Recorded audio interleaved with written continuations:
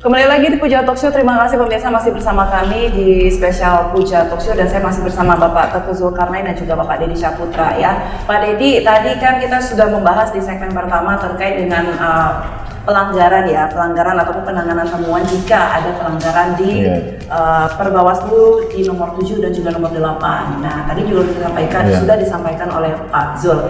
Pak Deddy, ini sanksi yang seperti apa yang mereka dapatkan dan apakah mereka itu sebelumnya sudah diberitahu? Ini sanksinya berat loh, seperti apa ini Pak? Saya pikir terkait sudah belum diberitahu sudah. Hanya saja mungkin ke depan kita akan intensifkan kembali lah. Kalau jenis sanksi ini tergantung pelanggarannya apa. Ini kan kalau bicara pelanggaran maka dia akan masuk kepada muaranya ada 4. Yang pertama pelanggaran administrasi, kemudian bisa pelanggaran kode etik, kemudian bisa juga pelanggaran pidana, kemudian terkait dengan sengketa proses lah ya. Jadi kalau yang pidana ini sudah pasti ada pidana penjara dengan denda. Denda itu yang pidana penjara itu ada yang 12 bulan, dendanya ada yang 12 miliar. Kemudian kalau pelanggaran kode etik ini kan dilakukan oleh penyelenggara, baik dari jajaran Bawaslu maupun dari jajaran KPU beserta di bawahnya. Pelanggaran kode etik ini kalau untuk tingkat Bawaslu atau KPU ke kabupaten kota, maka yang selesaikan itu Dewan Kehormatan Penyelenggara Pemilu. Betul. Sanksinya ada yang sifatnya kalau pelanggaran ringan tentu peringatan saja, ada peringatan keras ya pemecatan lah, diberhentikan tetap, dan ini peringatan keras. Saya pikir di Lukman ada beberapa, bukan hanya di Lukman, secara nasional banyak yang kena di KPP. Istilah kami kena di KPP, ada peringatan ringan, berat dan sebagainya. Kemudian kalau yang pelanggaran administrasi ini kan oleh jajaran sebelumnya ya, tadi kan ada penyelenggara ad hoc juga. Kalau di jajaran Bawaslu itu kalau pelanggaran kode etik yang dilakukan oleh jajaran penyelenggara ad hoc, Panwascam, kemudian PTPS, kemudian PTG kalau di kita itu, maka ini diselesaikan oleh kabupaten kota. Jadi tergantung jenis pelanggarannya. Kalau berat ya tentu diberhentikan juga, tapi kalau ringan mungkin cukup dengan peringatan saja. Itu bagi para peserta, calon peserta bagaimana Pak pelanggaran sanksi ini? Kalau untuk peserta ini kan kalau yang ini khusus penyelenggara nih. Kalau yang peserta dia masuknya ke sengketa proses, karena di dalam sengketa proses itu ada sengketa yang terjadi antara peserta dengan penyelenggara, khususnya dengan KPU akibat dari terbitnya keputusan KIP kalau kita KIP. Kemudian ada juga sengketa yang terjadi antara peserta dengan peserta. Ini tentu ini diselesaikan oleh Bawaslu ya, dengan mekanisme yang pertama bisa dimediasi, kemudian tidak selesai, baru ada namanya proses adjudikasi. Oke, baik.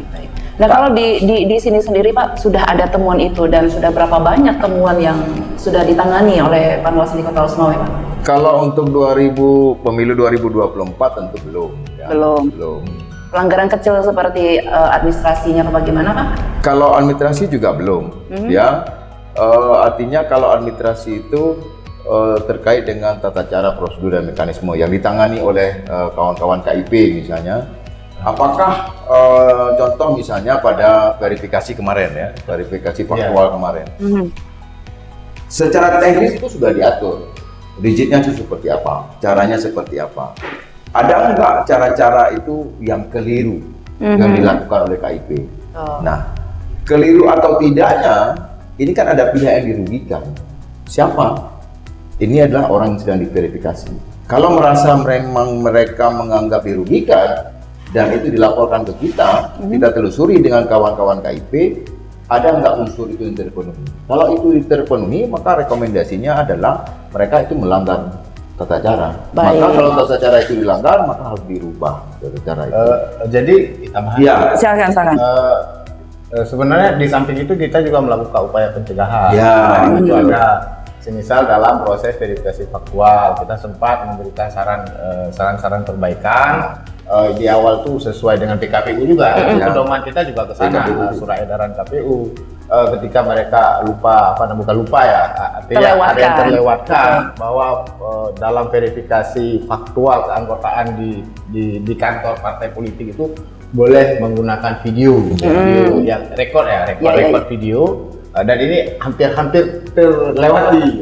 Itu kita cegah supaya jangan terlewatkan, karena kalau sudah terjadi pelanggaran kan mekanismenya sudah beda. Sedangkan kita juga satu sisi mereka itu mitra, kita harus jaga keseimbangan hubungan. Tapi kalau kemudian saran perbaikan kita tidak ditindaklanjuti, baru ada langkah-langkah lain. Jadi temuan yang itu kita proses apakah menjadi pelanggaran administrasi ya. Sebagaimana tadi disampaikan Pak Ketua. Jadi prinsip kita ini adalah yang pertama, walaupun tidak mungkin, tetapi kita akan coba menolkan pelanggaran. Baik. Jadi menihilkan. Caranya adalah kita koordinasi yang ketat, kemudian sosialisasi yang banyak seperti itu. Baik. Nah, Pak Ketua, ini kan tadi berbicara soal temuan, Pak Didi ya. Temuan, kemudian masyarakat boleh melapor secara langsung ke Panwaslu, ke Bawaslu ya Pak ya, atau melalui aplikasi atau platform tadi. Itu kan dibutuhkan biodata sih para pelapor ini. Apakah boleh dengan biodata anonim atau memang dia harus terstruktur dengan baik biodatanya? Silakan Pak. Jadi memang pelapor itu harus jelas siapa pelapornya. Kemudian yang dilaporkan itu juga harus jelas peristiwanya itu apa.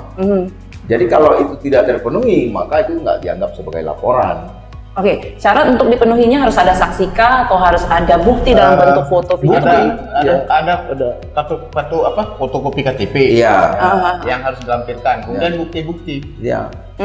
Baru kemudian bisa ditindaklanjuti, dilakukan kajian awal. Yang menariknya dengan 2019 dengan 2024 ini di dalam Perbawaslu 7 ini dan 8. Kalau dulu tuh dia harus melampirkan atau mengikutsertakan untuk terpenuhi unsur formil material itu ada saksi.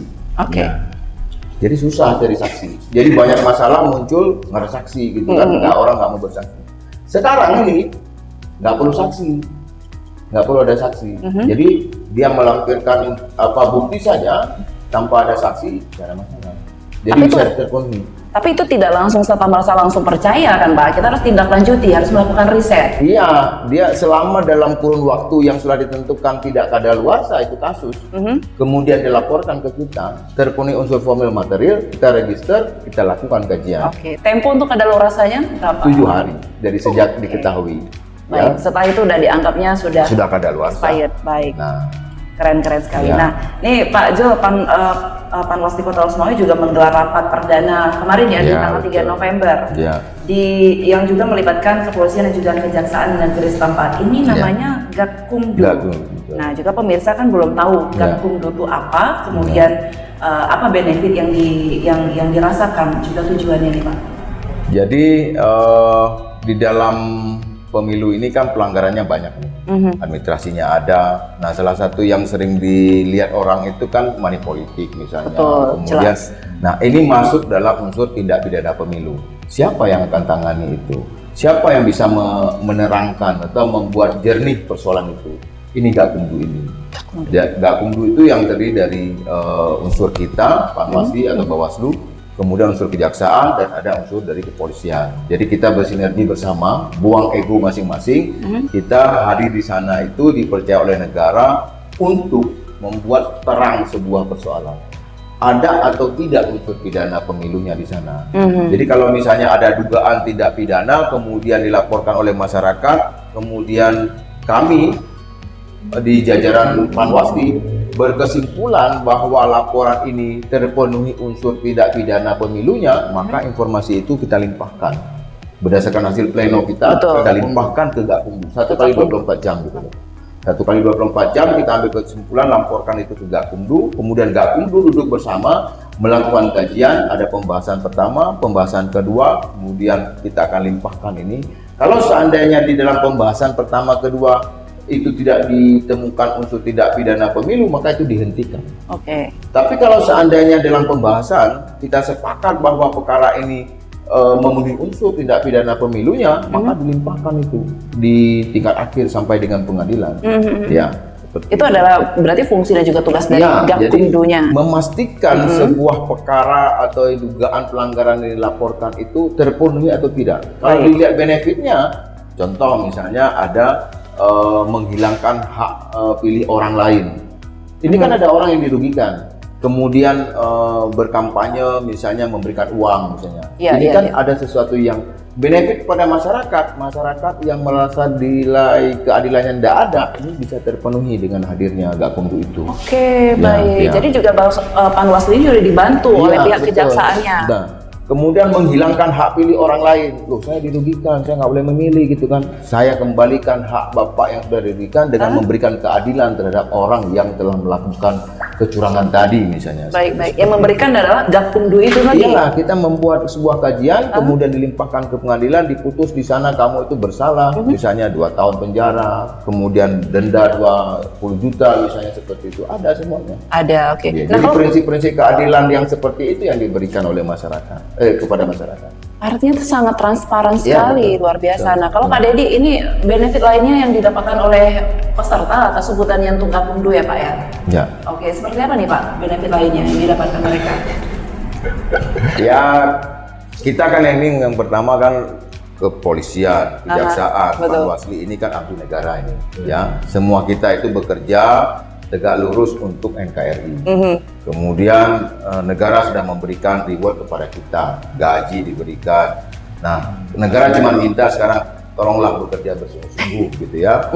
Jadi fasilitas diberikan. Iya, Tentu iya. ya operasional kita semampu yang negara punya ya diberikan kepada kita. Kita diberikan honor, kemudian diberikan fasilitas alat kerja, mobilitas kita melakukan klarifikasi ke lapangan, dikasihkan kendaraan seperti itu. Artinya negara itu sudah kasih gitu loh. Nah, sekarang apa yang kita bisa berikan untuk negara ini? Betul. Kerjalah sungguh-sungguh. Betul. Dan alhamdulillah jajaran kepolisian di bawah kepemimpinan Pak Kapolres Pak Hengki, kemudian Pak Kajari Pak Muklis, kita sudah bersepakat bahwa pemilu ini harus sukses, Luxmawe ini harus aman, dan kita buang ego. Jaksa buang ego jaksa, polisi buang jaksa ego polisinya, kita juga buang. Jadi sama-sama ini. Harus sama-sama bisa menyukseskan pemilu di Iya, betul. 2024 mendatang. Baik, nah Pak Didi, kita nanti berbicara soal ada salah satu kampung atau desa atau ada beberapa desa ini yang juga masuk ke dalam desa demokrasi ya Pak Didi ya. Iya. Oke, tapi nanti sesaat lagi kita akan kembali hanya di Puja Talk Show.